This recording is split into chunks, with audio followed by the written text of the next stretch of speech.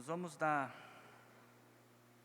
continuidade ao nosso estudo. Nas quartas-feiras, nós estamos tratando sobre os dons espirituais. E o que estes dons têm relação com a igreja?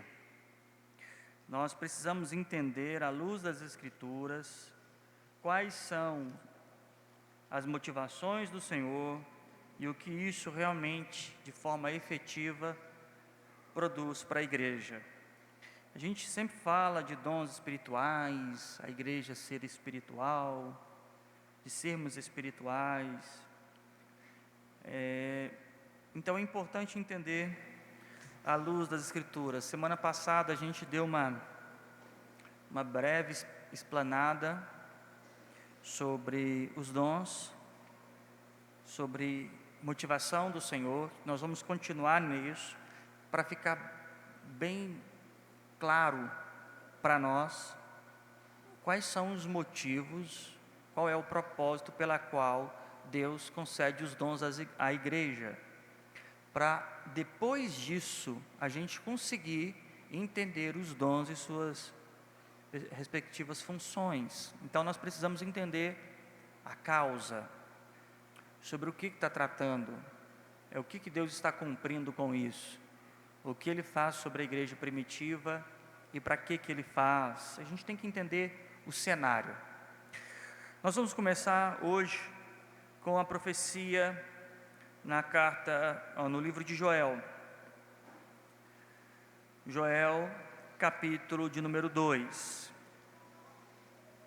Para ficar fácil para você, está antes de Amós.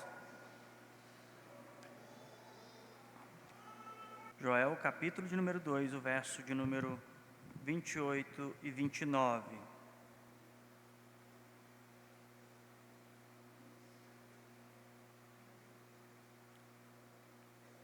E há de ser que depois derramarei do meu espírito sobre toda a carne. Os vossos filhos e as vossas filhas profetizarão. Os vossos anciãos terão sonhos. Os vossos jovens terão visões. E também sobre o servo e sobre a serva, naquele dia, derramarei do meu espírito. Vamos orar?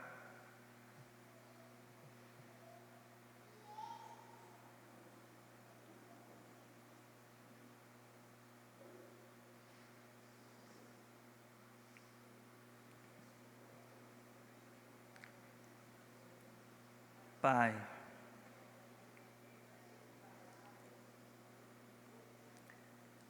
eu bem sei que o Senhor tem cuidado de nós, tem estendido a sua mão a nós.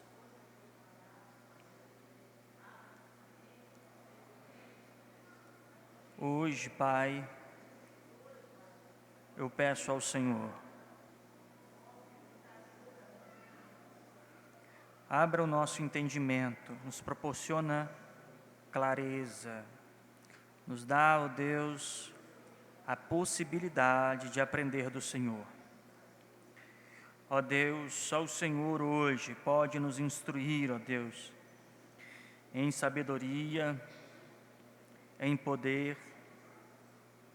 Só o Senhor hoje, ó Deus, pode nos fazer compreender tais coisas.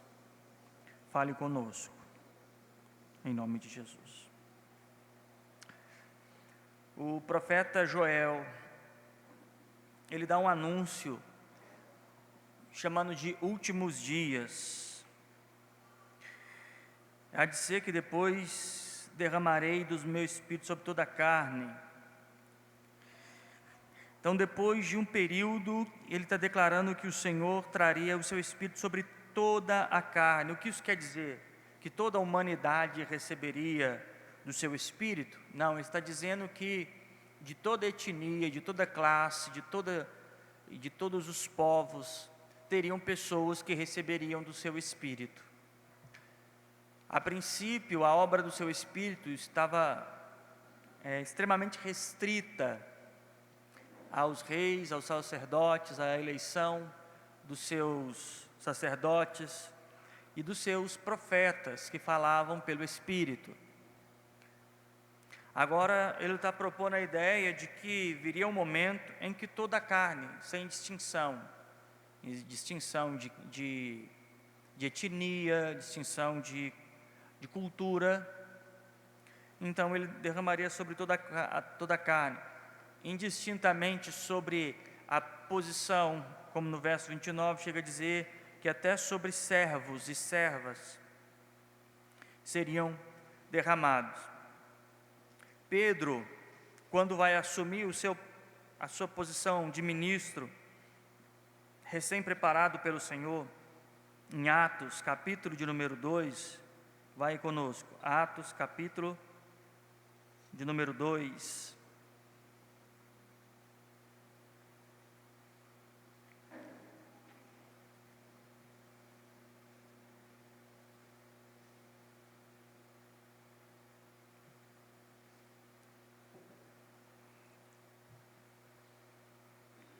Atos 2, verso 14.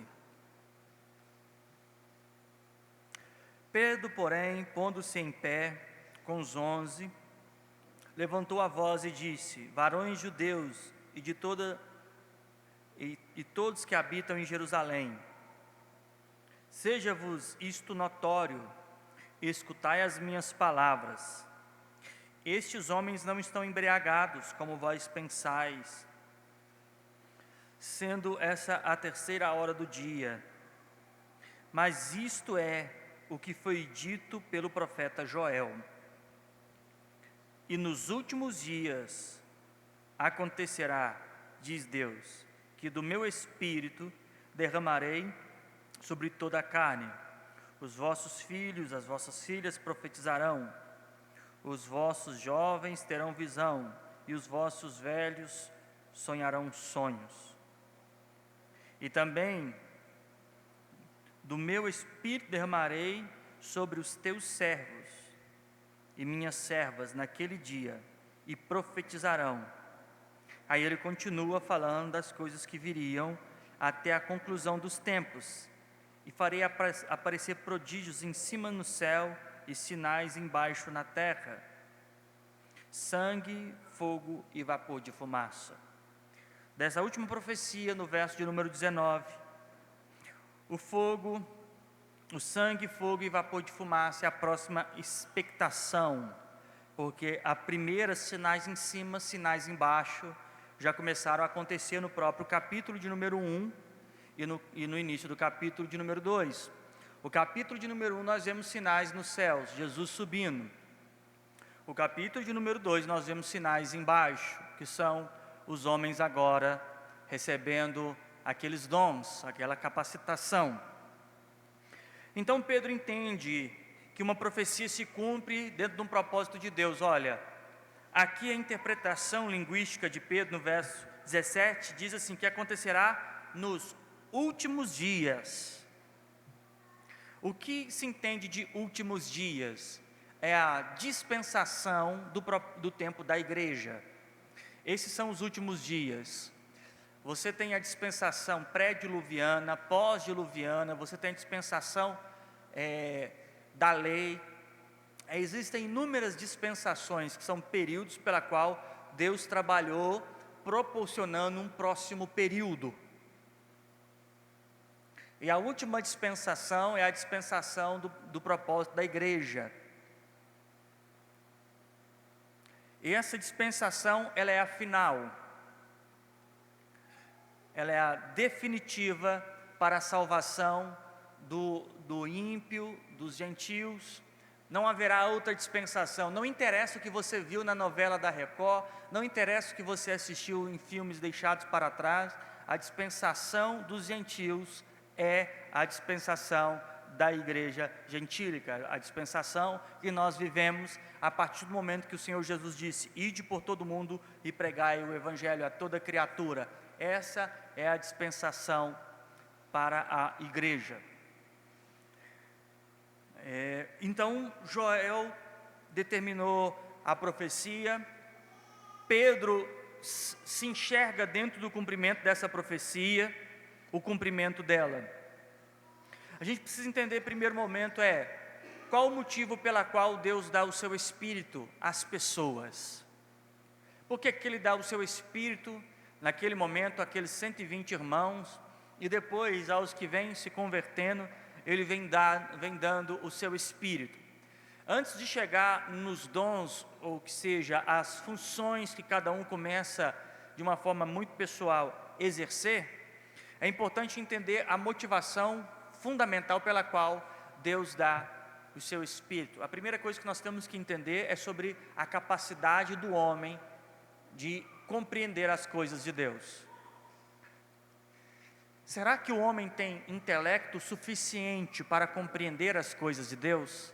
Será que bastaria Deus dar instruções ao homem e o homem formatar essas instruções na sua capacidade cognitiva e passar a exercer isso? Será que o homem tem capacidade cognitiva, intelectual, psicológica ou perceptiva para entender as coisas de Deus?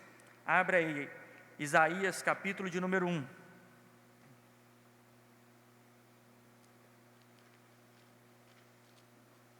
Isaías, capítulo de número 1.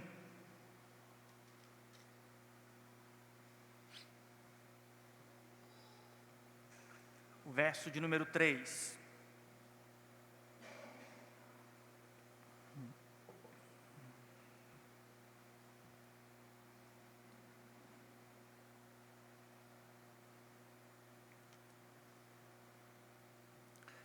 Isaías 1:3 diz assim: o boi conhece o seu possuidor, e o jumento a manjedoura do seu dono, mas Israel não tem o que?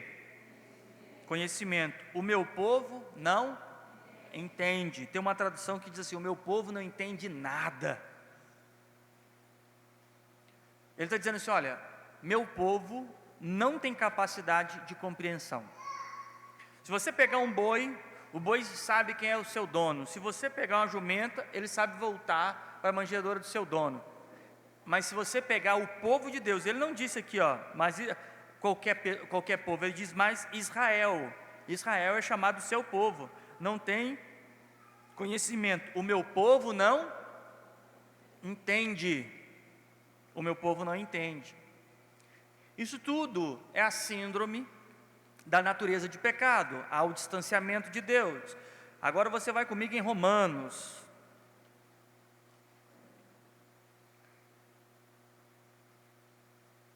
Capítulo de número 3. Verso de número 11.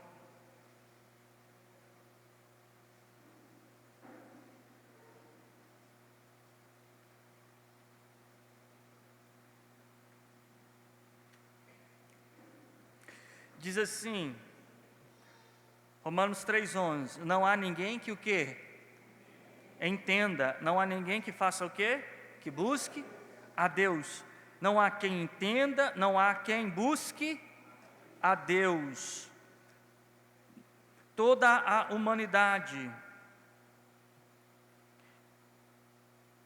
não tem conhecimento e nem entendimento de Deus. O primeiro propósito pela qual Deus está cedendo o seu Espírito para essa dispensação é para que fica intrínseco e profundo a compreensão dos homens sobre quem é o Senhor. Vai em Hebreus capítulo de número 8.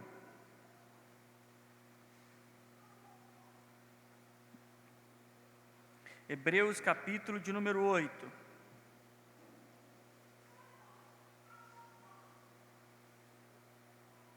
O verso de número 10.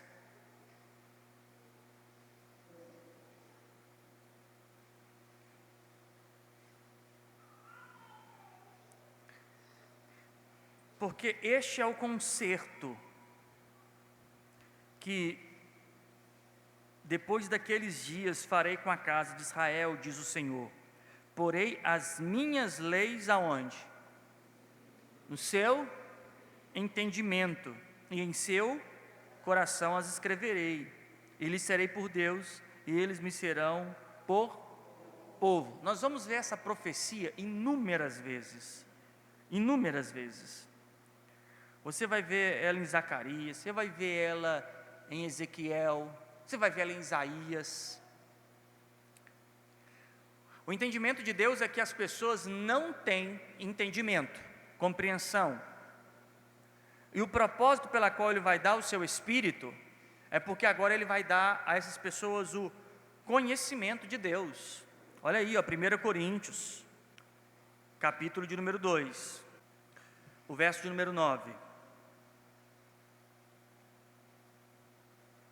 Mas como está escrito, as coisas que o olho não, e os ouvidos não ouviu, e nem subiram ao coração do homem, são as que Deus preparou para os que o amam. Verso 10. Mas Deus nulas revelou através de quem? Do Espírito. Agora ele vai explicar por que é pelo Espírito. Porque o Espírito penetra todas as coisas, e ainda mais as profundezas de quem? De Deus. Porque qual dos homens sabe as coisas dos homens, senão o próprio Espírito que nele está? Assim também ninguém sabe as coisas de Deus, senão quem? O Espírito de Deus. Então ele dá a distinção de que o Espírito de Deus é a pessoa mais íntima e conhecedora da integridade, da totalidade, da íntegra de quem é Deus. E a única forma desse homem ter conhecimento destas coisas não é através de uma relação religiosa ou meramente instrutiva de um indivíduo para outro indivíduo. Ele precisa acontecer algo que vai muito além disso. Ele precisa de algo profundo, íntimo. Na lei era uma instrução externa de um para com o outro. Agora, ele está falando de alguma coisa que seria muito mais íntimo. Algo muito mais profundo, que revelaria uma profundeza de Deus para alguém que não conhece a Deus. Então, a primeira finalidade do Espírito Santo é nos fazer conhecer a Deus. É nos fazer compreender as coisas de Deus. Lá no profeta Oséias, no capítulo 6, no verso 3, diz assim: conhecei-vos e prossegai-vos em conhecer o vosso Deus. Isso não é através de estudo, pesquisa, teologia. É um Deus que se dá a conhecer. É um Deus que se faz conhecer. Porque o verso de número 9 aqui de 1 Coríntios está falando de uma profecia de Isaías, lá de Isaías 64, que diz assim: o Deus da antiguidade, que ainda nem se viu e nunca se ouviu. Aqui Paulo está falando, está repetindo o texto de Isaías na linguagem interpretativa. O Deus da antiguidade, que nunca se ouviu falar. Mas quem nunca ouviu falar? Se os povos tinham testemunho do mar que se abriu, do maná que desceu do céu, tinham as escrituras que falavam dos feitos de Deus, mas agora Paulo dá a entender que é uma coisa muito mais profunda, que chega ao coração do homem, que chega à mente, ao coração do homem. Então, primeiro propósito, fazer Deus conhecido, o Deus que nunca se conheceu, o Deus que não se conhece pela teologia, um Deus que não se conhece meramente por pesquisas, Deus que não se conhece pelas religiões, é um Deus que se dá a conhecer, é um Deus que se revela, e Ele se revela pelo seu Espírito. O motivo pela qual Ele dá o Espírito ao seu povo é porque Ele se revela. Lembra de semana passada que nós juntamos Mateus 28, Marcos 16, Lucas, Lucas 24 e João capítulo de número 20, quando nós juntamos isso tudo, nós vimos um cenário em que Jesus derrama o seu Espírito sobre os 11 e eles passam a ter compreensão das coisas que estavam escritas. Eles começam a estar esclarecidos. Jesus em João sopra neles o Espírito. E dentro do mesmo contexto, em Lucas 24, Jesus fala assim: olha, era necessário que de mim se cumprisse o que estava nas Escrituras. Diz as Escrituras que logo depois que ele diz isso, a mente deles se abriram para compreender as Escrituras. Eles passaram a compreender as Escrituras. Agora, o que fez eles compreender as Escrituras? Quem fez? O Espírito Santo. O Espírito Santo. Eles foram iluminados ao conhecimento de Deus. Então, antes de qualquer coisa que alguém possa dizer que tenha recebido o Espírito Santo, ele precisa entender, algum dom do Espírito Santo, ele precisa entender que este Espírito promove coisas que antecedem qualquer perspectiva de ação de dom. É dado a esse também uma capacidade que ele não tinha. A primeira é de conhecer a Deus. Ninguém tem um dom de Deus não conhecendo o Deus do dom. O dom não é aleatório. Precisa-se conhecer o Deus do dom. Então Deus só derramará o seu dom sobre aquele que conhece o Deus do dom. Então o primeiro aspecto é conhecer. O segundo aspecto é para a nossa estabilidade e permanência. A nossa durabilidade na fé. Uma vez dado esse Espírito Santo a um homem, a uma mulher, a um cristão, à igreja, ele está determinando a durabilidade, a estabilidade. Ezequiel, capítulo de número 36.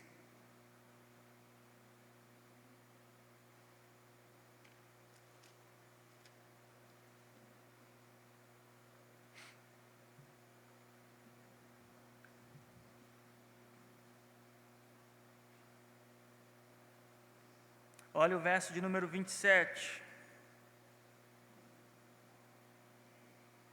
Se algum dos irmãos quiserem ler, Ezequiel 36, 27.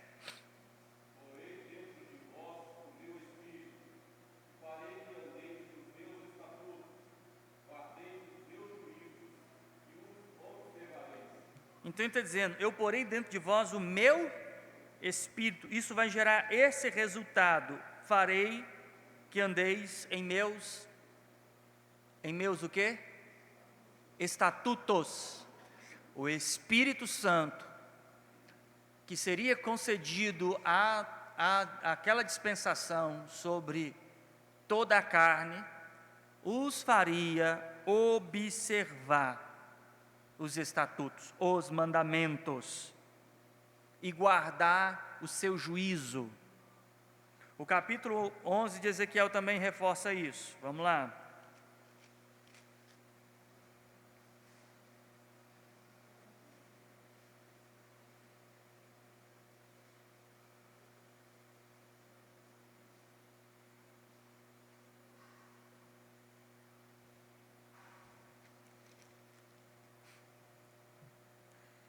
Ezequiel 11, o verso de número 19. E lhe darei um novo coração, um espírito novo porei dentro deles. Tirarei da sua carne o coração de pedra, e lhe darei um coração de carne. Verso 20. Para que andeis no quê? Nos meus estatutos, e guardeis o quê? Os meus juízos, e os executem. Eles serão o meu povo, e eu serei o seu Deus. É disso aqui que nós lemos lá em Hebreus. Então ele está falando: olha, vou derramar do meu Espírito, transformar o vosso coração. Lembra de Romanos, capítulo de número 5? Que o Espírito de Deus está derramado em nossos corações. O Espírito Santo, antes dos dons, é precedido regeneração, para que pudéssemos andar de forma estável e contínua nos seus mandamentos. Aquele que não tem o Espírito Santo, ele é um cristão temporário. Ele declara crença e fé por um tempo, mas depois aquilo não faz a menor diferença para a vida dele. Ele até ouve e concorda com as doutrinas bíblicas por um tempo, mas depois de um determinado tempo, aquilo não faz para ele o menor sentido, porque o que dá estabilidade está dentro da promessa de Ezequiel. Não é Deus confiando a nós a sua palavra, é Deus introduzindo em nós o seu Espírito e através disso consolidando em nós a sua palavra. Se Deus fosse confiar aos homens naturais a sua palavra, ia acontecer como aconteceu na antiga aliança. Mas ele de antemão envia o seu Espírito para que a sua palavra seja implantada.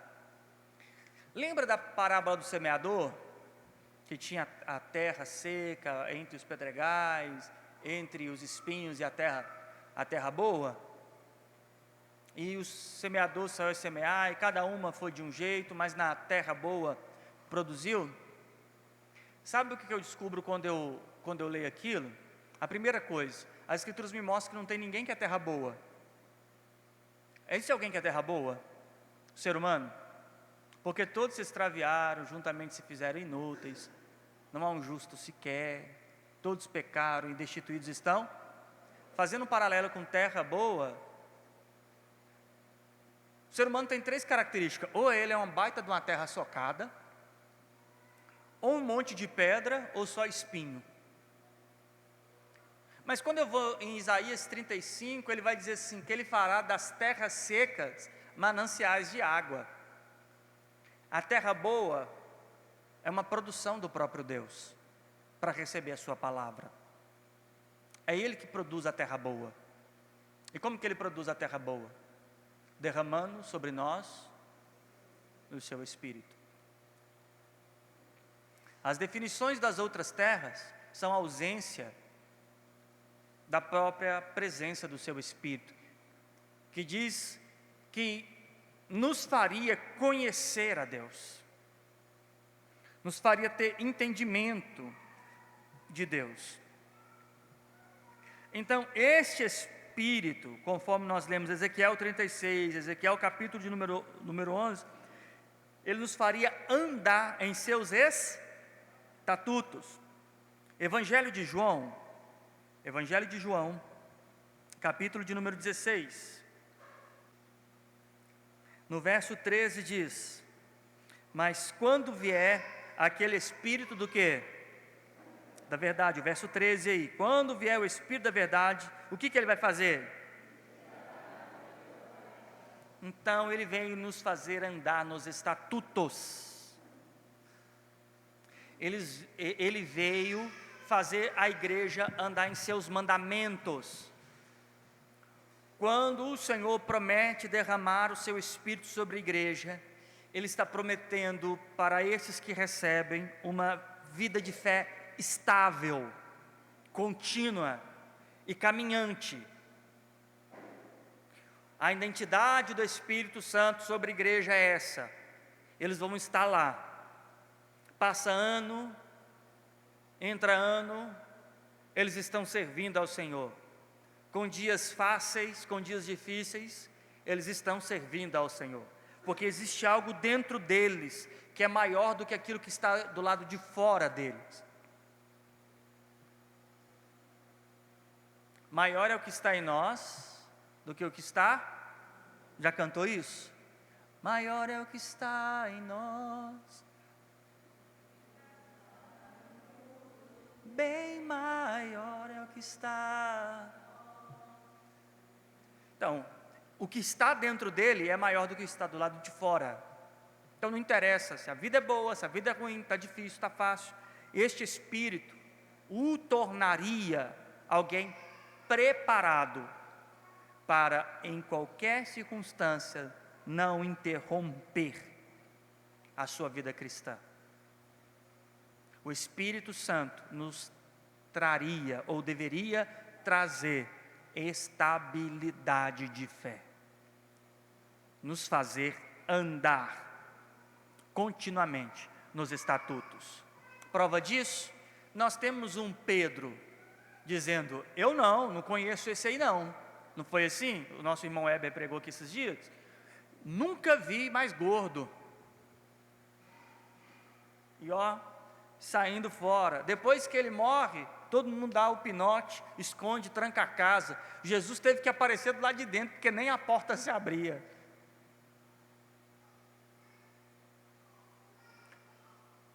Aquele que falou eu não, depois estava em Atos capítulo de número 2, pregando com tanta ousadia, que em torno de 3.000 almas renderam ao Senhor. No capítulo 4 ele já estava apanhando com alegria, sendo preso com alegria.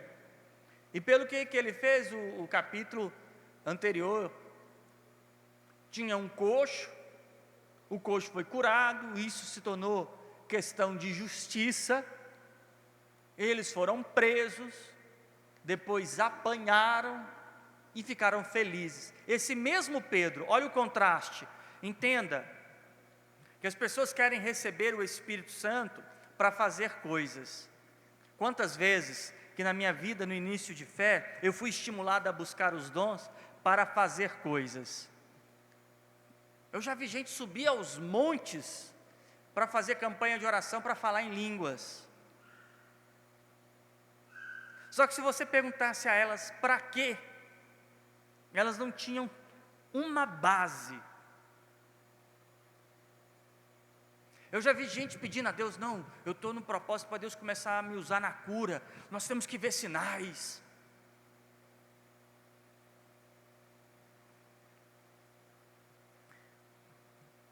Nós éramos estimulados a isso, mas existem coisas que antecedem a manifestação de qualquer um desses sinais. São sinais que são primordiais, ou fundamentais, ou elementares para a vida cristã.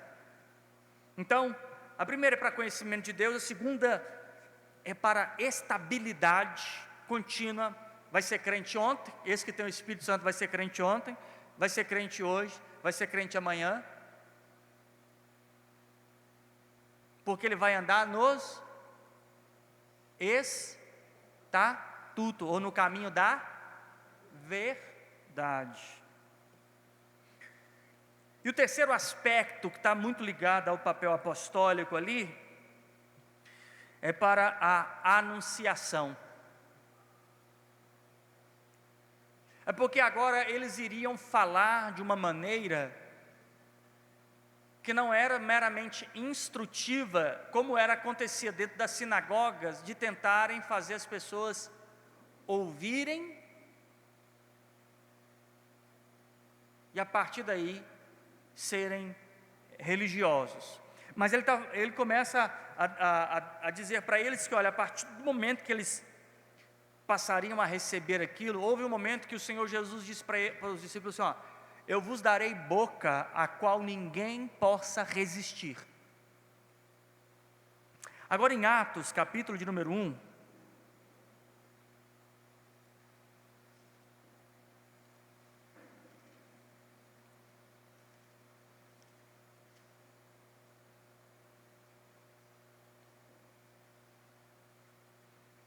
o verso de número 8.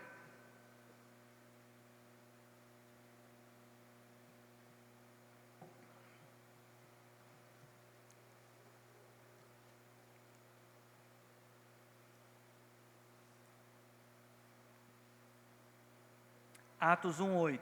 Mas recebereis a virtude do Espírito Santo, que há de vir sobre vós, e semeis o quê? Testemunhas, tanto em Jerusalém, como em toda a Judéia e Samaria, e até os confins da terra. Ele está dizendo, olha, que quando vocês receberem, ele está dizendo para aqueles ouvintes, quando vocês receberem o Espírito Santo, vocês vão servir para mim como testemunha aonde vocês forem. Testemunhas da obra de nosso Senhor Jesus Cristo. Testemunha da obra de salvação, da obra de justificação, da redenção, do aperfeiçoamento, da santificação, da remissão de pecados, do novo nascimento, da herança eterna, da justiça de Deus, da graça divina. Seriam testemunhas aonde eles seriam enviados. E de que forma eles começam a testemunhar disso? Com a anunciação verbal que acontece em Atos capítulo de número 2, através da vida de Pedro, bem como também dos feitos que os acompanhariam. Então eles começam a dar testemunho, demonstração do que Cristo fez. Então, o terceiro ponto, o primeiro é conhecer a Deus, o segundo é andar em seus estatutos, e o terceiro é testemunhar através da anunciação. Era necessário que esse Espírito chegasse. O Pedro de Atos, capítulo de número 2, é um Pedro diferente do final do Evangelho de Mateus, que estava receioso, ou do Evangelho de João, que estava apreensivo, temeroso. É dado a ele ímpeto, coragem, ousadia, convicção, certeza, segurança. Agora, a vida cristã de Pedro tinha objetividade. Ele sabia pela qual motivo ele tinha sido eleito, e pelo que ele tinha sido separado, e qual era o resultado disso, aonde ele chegaria a isso. Não só ele, bem como os demais apóstolos, que foram tomados pelo Senhor a fazer a sua obra. Veja o final da vida de João, que estava aprisionado, um senhor de idade, sem força física, no meio de malfeitores, e tendo ainda a visão da herança eterna. Estes homens, depois que receberam o Espírito Santo, eles foram cantando a ser crucificado, eles foram cantando a ser degolados, eles foram salmodiando quando se tornaram fogueiras. Eles receberam uma compreensão que transcende a lógica do raciocínio religioso evangélico.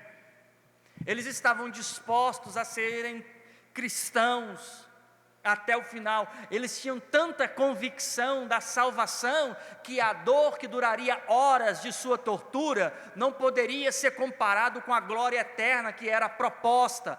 Que lógica eles tinham, que mente eles tinham, que era o que foi possível dado a eles, que os fizeram sofrer qualquer situação, vendo aquilo como ganho. Qual é a distância que está esta geração que diz receber o Espírito Santo, daquela geração que recebeu o Espírito Santo, que teve profecia entre eles, que teve revelações entre eles, que teve idiomas entre eles, mas também teve coragem jamais vista entre eles?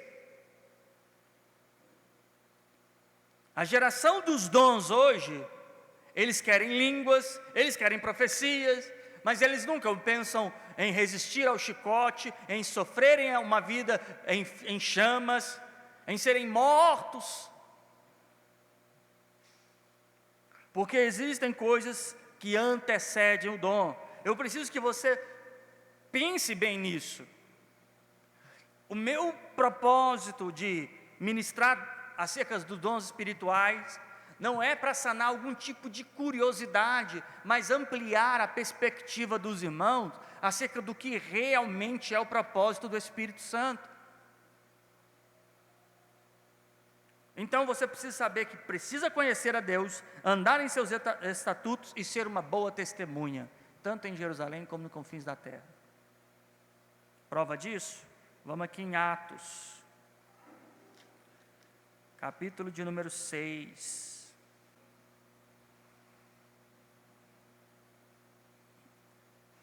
O verso de número 1.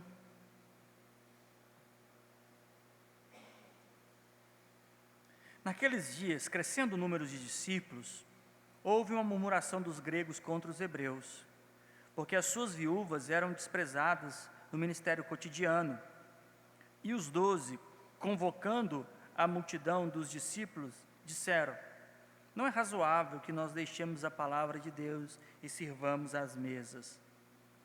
Escolhei, pois, irmãos, dentre vós, 7 varões de boa reputação, cheios de quê? Cheios do Espírito Santo, de sabedoria, o quais constituamos sobre esse importante negócio. Mas nós perseveraremos na oração e no ministério da palavra. E este parecer contentou a toda a multidão, e elegeram a Estevão, homem cheio de fé e do Espírito Santo, e Filipe, Prócoro, Nicanor, Timão, Parmenas, Nicolau, prosélito de Antioquia. Então ele começa agora a separar pessoas para fazerem funções dentro do corpo. E qual era a função? A função era pregar por toda parte? A função era doutrinar todos aqueles irmãos?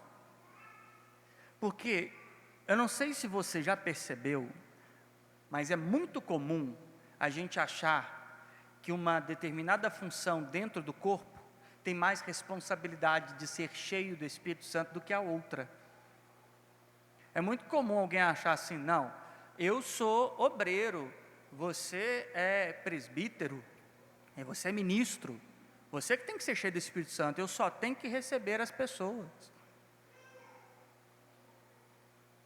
Aqui ele estava cuidando de uma necessidade das viúvas, coisa que parecia ser burocrático, administrativo. Não, então vamos fazer o seguinte: as viúvas dos gregos convertidos não estão tendo a mesma assessoria que estão tendo as dos hebreus, e aí havia uma questão cultural, porque os hebreus, a longa data, já foram instruídos a sempre ter esse cuidado.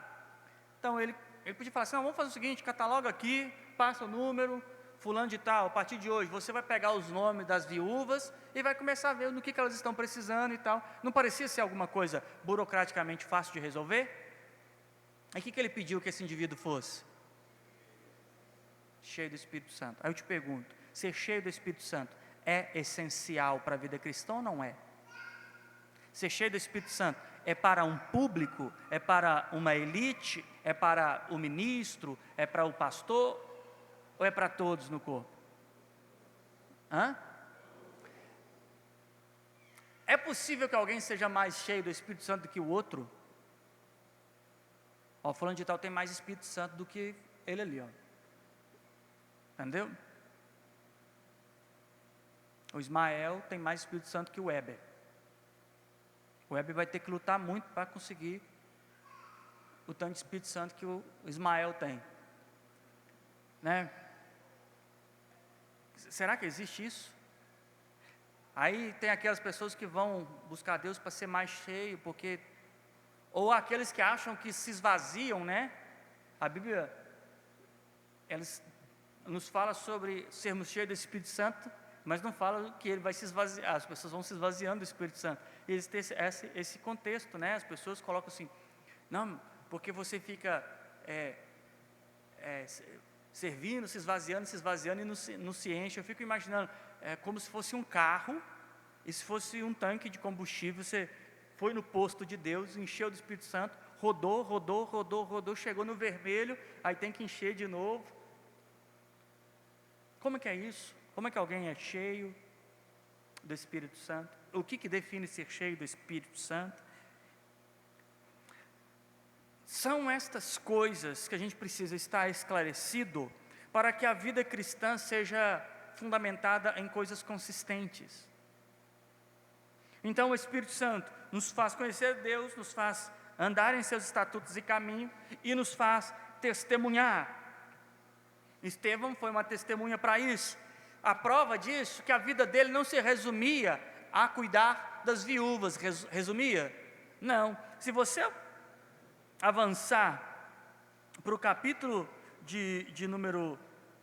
do capítulo número 6 aí, você vai ver, a partir do versículo 8, que Estevão começa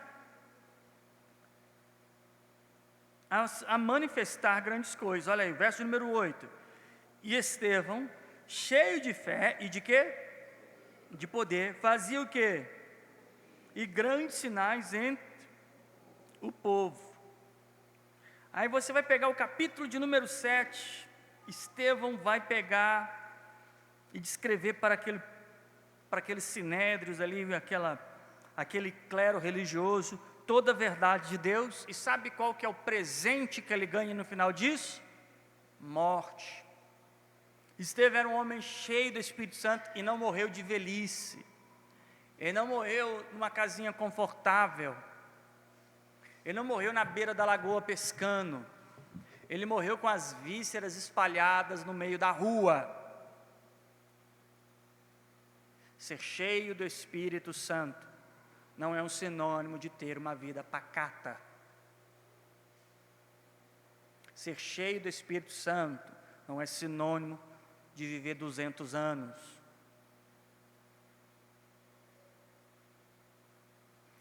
As pessoas buscam por aí, né? Qual que é o segredo da vida, né? De viver muito. Aí as pessoas querem viver muito. E quando eu vejo Estevão, cheio do Espírito Santo, e terminando o capítulo de número 7, olha aí, o verso de 58 do capítulo de número 7. E expulsando-o, de 58, e expulsando-o da cidade, o que eles faziam? E as testemunhas despuseram suas vestes aos pés de um jovem chamado Saulo, que aqui é o nosso irmão Paulo, que até então não era convertido. Verso 59. E apedrejaram a quem? E que invocava e dizia: Senhor, recebe o quê? Será com quem que ele aprendeu isso, né? Quem é que estava morrendo e falou assim: ó, recebe o meu Espírito? Hã? Os crentes de hoje cheios do Espírito Santo: Deus, não me deixa morrer não. Deus, eu sou teu servo, eu sou tão jovem, eu não quero morrer não. O nosso Senhor morre com 33, esse aqui não chegou aos 20. Ninguém pode afirmar a idade de Estevão, mas ele não, pouco provável ter chegado aos 20. Ele não ficou lá: Deus, meu Deus, essa pedra não, por favor, pedra não, eu quero morrer dormindo, Pai. Não é esse os pedidos dos cristãos? Mas não, Estevão era um homem cheio do... Ele não ficava falando em línguas balalá, para cá e para lá, e tinha medo de morrer. Porque ele era um homem cheio Espírito. Ele não ficou pedindo para viver. Ele só falou assim: ó, estou colocando na tua mão o meu Espírito. E o negócio vai além. Verso 60. E pondo-se de joelho, chamou em grande voz: Senhor, o que ele falou? Ele aprendeu com quem esse negócio, hein? Quem é que estava no momento de morte e falou assim: ó, perdoa o que eles estão fazendo? E tendo dito isso, adormeceu. Ele só disse: olha, não impute sobre ele esse pecado. Aqui não fala se demorou, se foi rápido, desde a retirada dele de lá até o final de sua morte. Mas duas coisas chamam a atenção. A primeira coisa é que ele não implorou pela vida. Por que um jovem de no máximo 20 anos não imploraria pela vida? Sou tão novo. Imagina, Estevão: pô, nem casei ainda, Jesus. 20 anos, supondo eu. E depois, até os malfeitores, ele diz: não cobra deles esse pecado. que depender de mim e do meu coração para com eles, eles já estão perdoados. E depois disso ele adormece.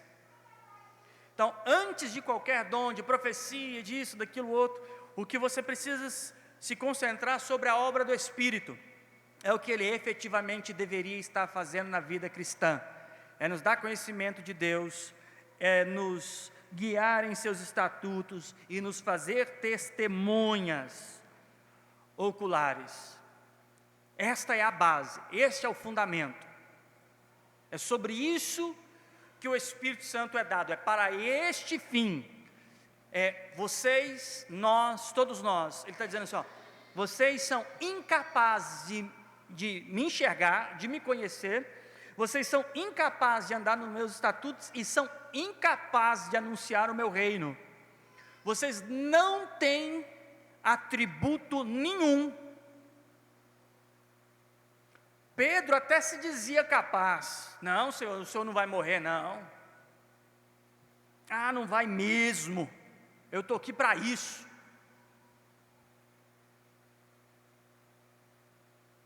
Não entendi o propósito. Pedro não entendia o propósito do Senhor. O Senhor falava da necessidade de morrer. Só faltava Pedro falar assim: isola.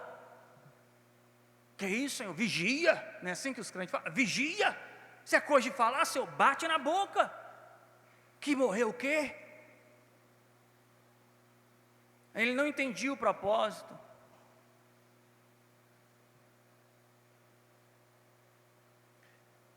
O Senhor Jesus falava de espada com eles, daqui a pouco estava Pedro colocando um facão na cintura. Está no tempo de desembainhar as espadas, prontinho, Senhor. Ele não entende propósito. Assim também o cristão sem Espírito não entende propósito. Ele não tem estabilidade de fé, ele não vai ser crente por muito tempo.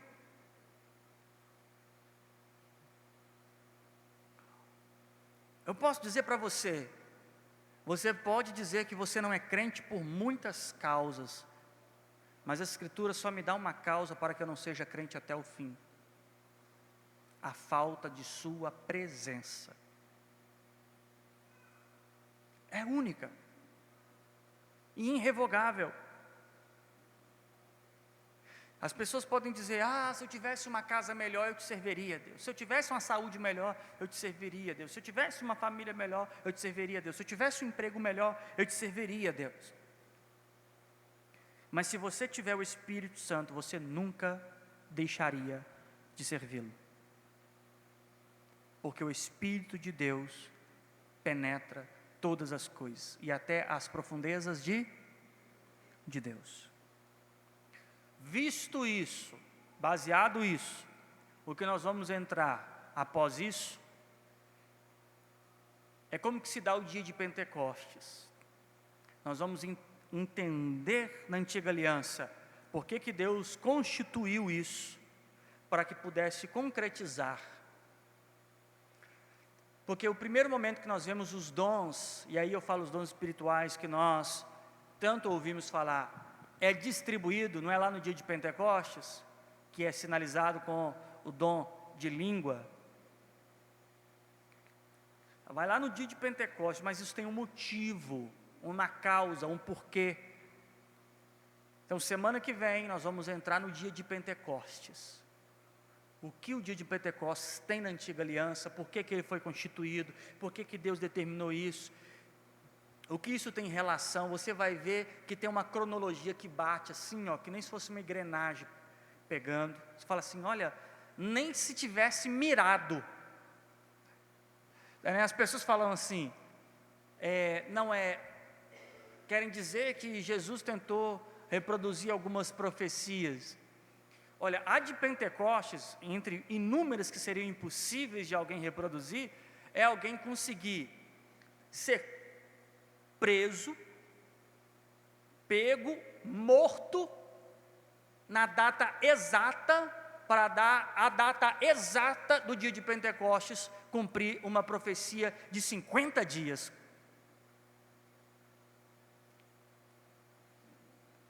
Só se alguém tentasse contra a própria vida. Não, então é hoje que eu tenho que morrer. Da exata data, tudo bate em cima para o dia de Pentecostes, para as coisas que viriam a partir dali. Então, semana que vem, nós vamos meditar nisso. Então, hoje eu quero deixar para a sua reflexão. O que o Espírito Santo faz? Primeira coisa, alguém lembra? Da memória. Primeira coisa que vem é da memória. Primeira coisa é o quê? Conhecimento de Deus. Segunda coisa, guardar os estatutos. E a terceira coisa? Dar testemunho da verdade, né? Ser um testemunho dele.